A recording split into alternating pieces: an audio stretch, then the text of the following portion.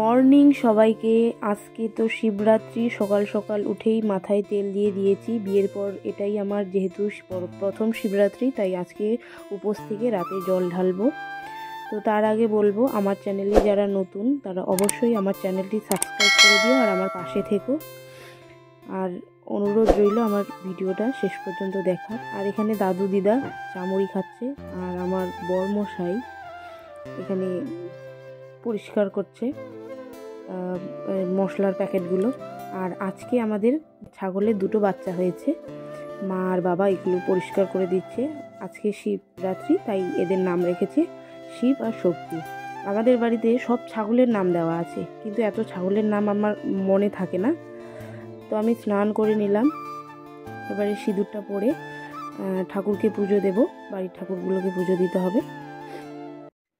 মা সব কিছু রেডি করে দিচ্ছে আর আমি ফলগুলো কেটে নিচ্ছি, যেহেতু আমি কিছু জানি না এখানকার নিয়মকানুন। তো মা সব কিছু আমাকে দেখিয়ে দিচ্ছে।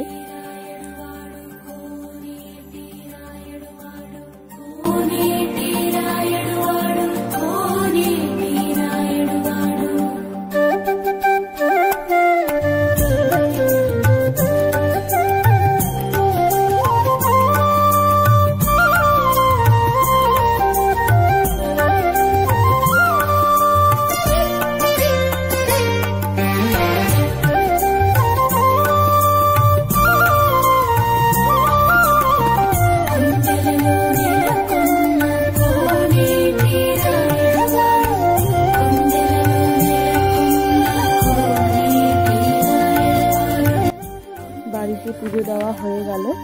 বাইরে লক্ষ্মীনারায়ণ আর হনুমান শীতলা মায়ের মন্দির আছে, সেখানে পুজো দিতে যাচ্ছি।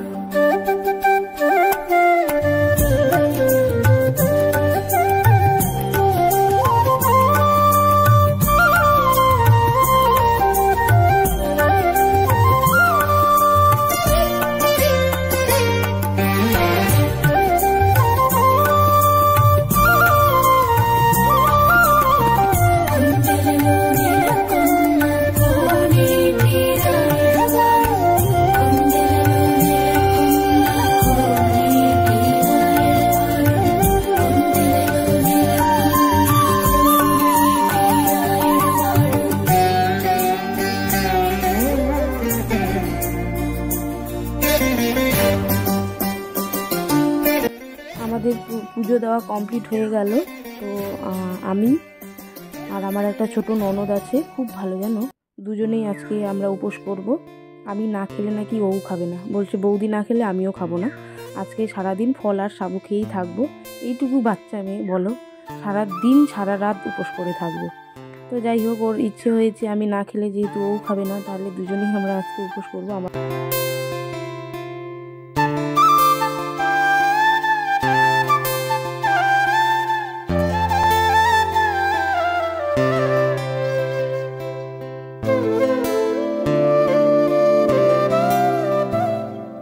আর এইদিকে বরমশাই বলছে ধরো সোফাটা ওইদিকে নিয়ে যাই।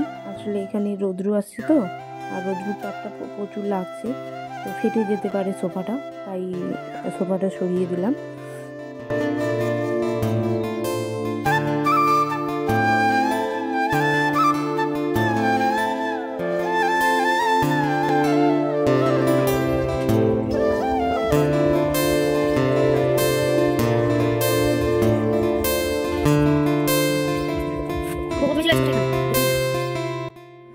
আমি রেডি হয়ে গেলাম, এখন জল ঢালতে যাব। আমাকে কেমন লাগছে অবশ্যই কমেন্টে জানিও। আর এখানকার যতগুলো শিব মন্দির আছে সব জায়গাতেই যাব।